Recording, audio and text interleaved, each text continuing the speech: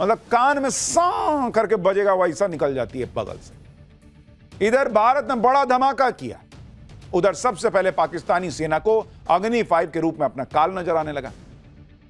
पाकिस्तानी सेना ने तुरंत अग्नि 5 के खिलाफ सोशल मीडिया पर फर्जी माहौल बनाना शुरू कर दिया। इनको यही आता है, ये युद्ध नहीं लड़ सकते, ये सोशल मीडिया पे लड़ते हैं, झूठा है। ये कहा जाने लगा कि भारत की अग्नि 5 मिसाइल टेस्टिंग में फेल हो गई। देखिए, जबकि भारत की अग्नि 5 मिसाइल की गूंज पड़ोसी देशों में गूंजी। बांग्लादेश से किसी ने यह वीडियो बना के डाला है भाई कि बांग्लादेश के बॉर्डर से दिख रहा है कि वो देखो अग्नि 5 जा रहा है। दावा है कि यही अग्नि 5 मिसाइल है जो बांग्लादेश में दिख रही थी कि देखो वो जा रही है। चीन तक मारने वाली अग्नि 5 मिसाइल का टेस्ट करना, और वो भी उस समय पे करना जिस टाइम पर चीन भारत से दोस्ती करने में पूरा जोर लगा रहा है। अभी एक हफ्ते के बाद नरेंद्र मोदी जाने वाले हैं चाइना। आप सोचिए कितना बड़ा मैसेज है। कई लोग कह रहे हैं कि चीन के विदेश मंत्री 2 दिन पहले भारत आए, आज देखो पाकिस्तान चले गए। तो यानी चीन भारत को धोखा दे रहा है। पाकिस्तान का साथ चीन कभी नहीं छोड़ेगा। क्यों नहीं छोड़ेगा मैं आपको आगे बताऊंगा, लेकिन आप प्रैक्टिकल होकर इस बात को समझिए। कुछ लोग कह रहे हैं कि भाई चीन से क्यों दोस्ती के लिए थोड़ा भी आगे बढ़ना जब वो पाकिस्तान जा रहा है। तो बॉस, ये जो लोग सवाल खड़े करते हैं उनको यह समझना चाहिए कि जैसे हमने अमेरिका के कहने पर रूस से दोस्ती तोड़ दी क्या, और यह कहा क्या कि अमेरिका अपनी जगह और रूस से दोस्ती अपनी जगह। कहा ना हमने कि भाई रूस से हमारे अपने संबंध हैं, अमेरिका से अपने हैं। वैसे ही हम ये क्यों उम्मीद करें कि चीन भारत से दोस्ती करने के लिए पाकिस्तान से रिश्ता तोड़ लेगा। भाई अभी रिश्ता सुधारने की शुरुआत हुई है। दोनों दोस्त ट्राई कर रहे हैं कि भाई हम चलो दोस्त बन जाएं। अभी से पाकिस्तान को कोहनी मार दें, और उसको कोहनी ना मारने की और बड़ी वजह भी आगे आपको बताऊंगा। लेकिन जियो पॉलिटिक्स में ऐसा नहीं होता। ये स्कूल के बच्चों की दोस्ती नहीं है कि पप्पू और मिंटू अगर दोस्त बनेंगे तो तभी बनेंगे जब पप्पू राजू से बात करना बंद कर देगा। ऐसे नहीं होता है। क्या भारत जो है वो ताइवान से दोस्ती तोड़ लेगा क्या चीन के कहने पे? चीन के भी तो पाकिस्तान में बहुत सारे स्टेक हैं। उधार चढ़ा रखा है पाकिस्तान पर, उसे भी तो वसूलना है। चीन पाकिस्तान को कितना उधार दिए हुए, कितना पैसा वहां लगाए हुए है, जिसकी वजह से पाकिस्तान को छोड़ नहीं पा रहा। वो आगे बताऊंगा। आपको याद है ना, ऑपरेशन सिंदूर के वक्त एक मीम चलता था कि पाकिस्तान को खत्म होने से बहुत सारे देश बचाएंगे, क्योंकि पाकिस्तान ने इतना कर्जा उठा रखा है कि अगर पाकिस्तान मर गया तो सबका पैसा डूब जाएगा। वही हाल चीन का भी है। चीन ने इतना पैसा पाकिस्तान में ठूस रखा है 10 साल में। आप यह भी देख लीजिए कि यह भारत का ही असर है कि चीन के विदेश मंत्री ने पाकिस्तान में खड़े होकर ऐसी बात कह दी कि पाकिस्तान की बेइज्जती होगी। पाकिस्तान तो सोचकर बैठा है कि पाकिस्तान को चीन कुछ नहीं बोलेगा, भले ही पाकिस्तान अमेरिका से सट जाए या चीन कितना भारत के करीब आ जाए, पाकिस्तान को कुछ नहीं कहेगा। ये मुनीर बाकी लोग सोच रहे होंगे। लेकिन इस मामले में भी आज पाकिस्तान को चीन ने धो डाला। चीन के विदेश मंत्री ने पाकिस्तान में खड़े होकर यह बात कह दी कि चीन पाकिस्तान का रिश्ता किसी थर्ड पार्टी के खिलाफ नहीं है। यानी चीन ने क्लियर मैसेज दे दिया पाकिस्तान में खड़े होकर पाकिस्तान को, ये मत सोचना कि तुम्हारे यहां आ गए हैं तो तुम ये सोचो कि हम जो है दोनों मिलकर जो भाई है वो इंडिया को कोहनी मार देता। ऐसा नहीं चलेगा।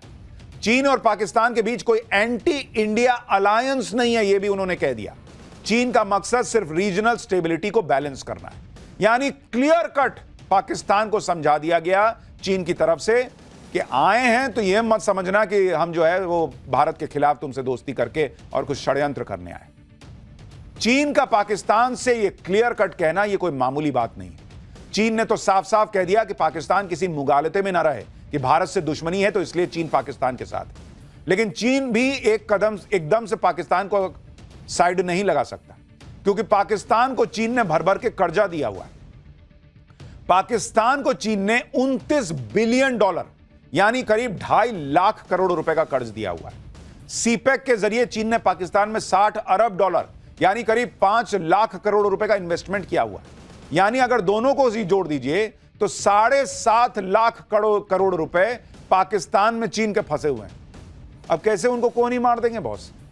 इसलिए यह उम्मीद करना कि भारत से दोस्ती बढ़ाने की खातिर चीन पाकिस्तान को लात मार देगा। देश तो है वैसे पाकिस्तान लात ही खाने लायक, लेकिन ऐसे नहीं ना मार सकते।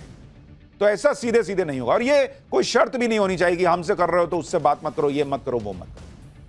हां, अपना देखिए कि हमारा क्या हिसाब चल रहा है। हमसे ठीक है तो ठीक है, लेकिन चीन पाकिस्तान को उसकी हैसियत जरूर याद दिला रहा है। आप देखिए कि भारत के दौरे के बाद चीन के विदेश मंत्री सीधे पाकिस्तान नहीं पहुंचे, उससे पहले अफगानिस्तान गए।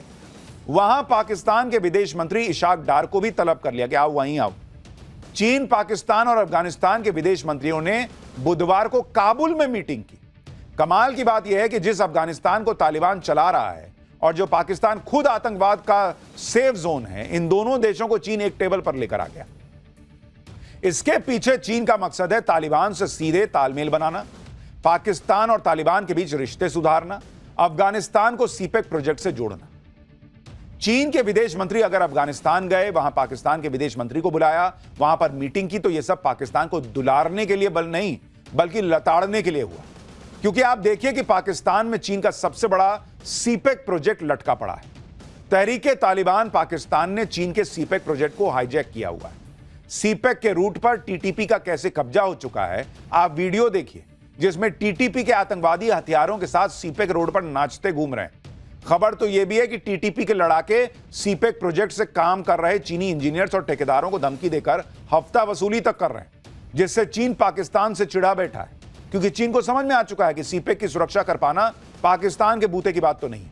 इसलिए चीन के विदेश मंत्री ने पाकिस्तान को लताड़ भी लगाई होगी कि कटोरा लेके भीख मांगने तो पहले आते हो, लेकिन सीपेक में चीनी हितों की सुरक्षा करने में नाकाम हो जाते हो। खबर तो यह भी है कि काबुल में मीटिंग के दौरान चीन के विदेश मंत्री ने पाकिस्तान की जमकर क्लास लगाई। चीन ने कह दिया कि टीटीपी के आतंकियों से सीपेक प्रोजेक्ट की सुरक्षा करने में पाकिस्तान फेल हो गया है। इसलिए चीन ने तालिबान से कहा है कि वो पाकिस्तान में टीटीपी और बीएलए पर नकेल कसे। तालिबान ने भी चीन को आश्वासन दिया है कि सीपेक प्रोजेक्ट की टीटीपी से सुरक्षा अब उसकी जिम्मेदारी है। यानी पाकिस्तान का मुनीर न तो भारत से लड़ पाया, न वहां टीटीपी के आतंकियों से।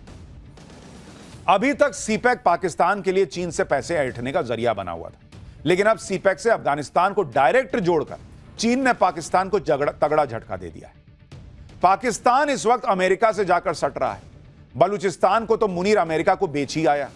अब मुनीर आगे पाकिस्तान में क्या क्या अमेरिका को न बेच दे, यह भी चीन को देखना है और पाकिस्तान को उसकी हैसियत भी बतानी। इसलिए बीच बीच में चीन पाकिस्तान को झटके भी दे रहा है।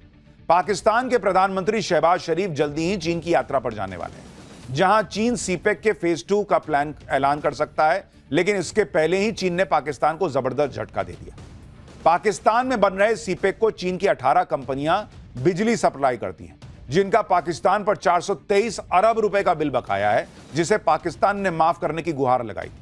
लेकिन चीन की कंपनियों ने पाकिस्तान का बकाया बिजली बिल माफ करने से इनकार कर दिया कि क्या बात करते हो, लाओ पैसा लाओ। साथ ही लेट सरचार्ज जो लगाया था वो भी माफ करने से मना कर दिया। आप यह भी देखिए कि जैसे चीन भारत से दोस्ती करने के बावजूद अभी पाकिस्तान को नहीं छोड़ रहा, वैसे ही भारत ने भी चीन को समझा दिया है कि इस दोस्ती का मतलब फ्री हैंड नहीं है। चीन ताइवान को अपना नंबर 1 दुश्मन मानता है, लेकिन चीन के चक्कर में भारत ने ताइवान से अपने रिश्ते खत्म नहीं कर लिए।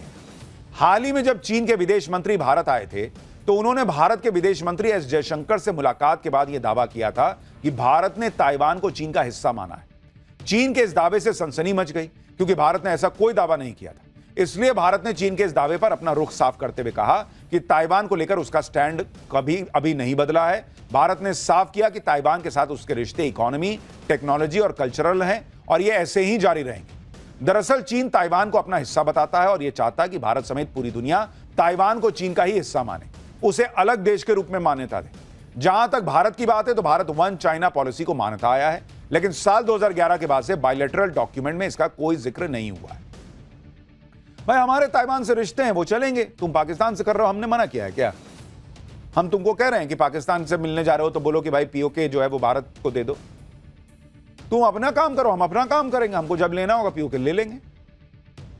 आप ये भी देखिए कि कैसे चीन की मीडिया, जो अक्सर एंटी इंडिया नैरेटिव बनाती थी, वो आजकल भारत और चीन की दोस्ती का गुणगान कर रही है। चीन के विदेश मंत्री की भारत यात्रा को लेकर चीन के सरकारी अखबार ग्लोबल टाइम्स ने बताया कि इस यात्रा को लेकर चीन के एक्सपर्ट ये मानते हैं कि दोनों देशों के रिश्ते सुधर रहे हैं और दोनों देश ये दिखा रहे हैं कि वो रिश्ते सुधारकर सहयोग को बढ़ाना चाहते हैं। अखबार में कहा गया है कि बॉर्डर को लेकर दोनों साइड्स में एक नई समझ बनी है, बॉर्डर पर शांति स्थापित करने को लेकर सहमति बनी है।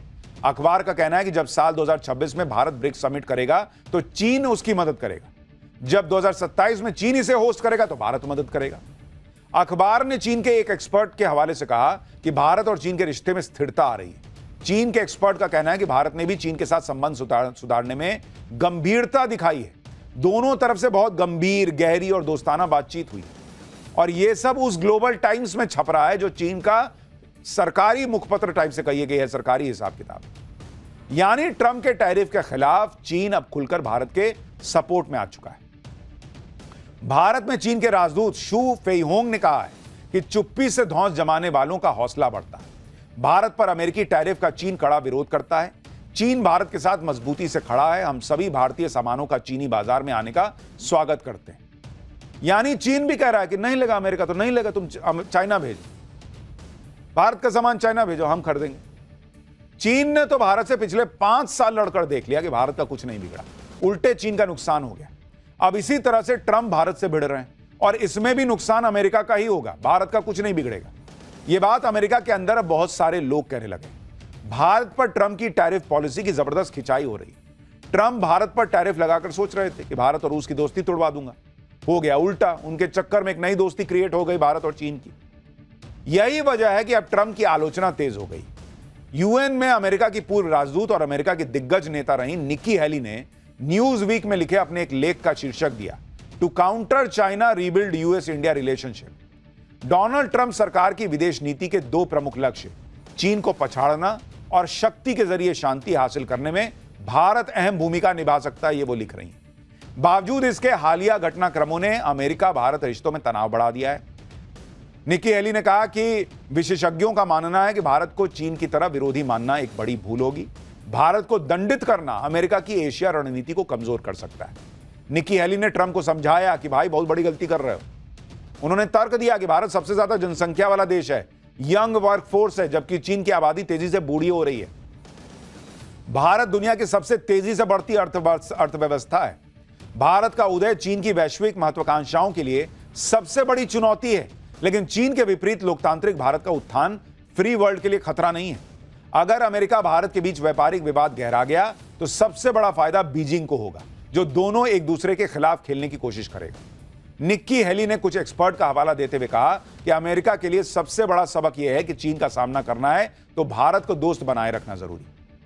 और ऐसा पहली बार नहीं कि जब निक्की हेली ने ट्रंप को चेताया है, इससे पहले भी वो बार बार कह रही है कि भैया ट्रंप, भारत से रिश्ते सुधारो।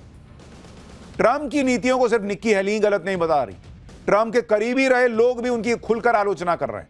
ट्रंप के पहले कार्यकाल में अमेरिका के एनएसए रहे जॉन बोल्टन तो भारत के प्रति ट्रंप के रवैये से इतना नाराज हो गए कि उन्होंने कह दिया कि ट्रंप राष्ट्रपति बनने के काबिल ही नहीं है। ऐसा लग रहा है कि अमेरिका में ट्रंप के खिलाफ बोलने वालों की बाढ़ आ गई। अमेरिका में आर्थिक मामलों के जानकार भी ट्रंप की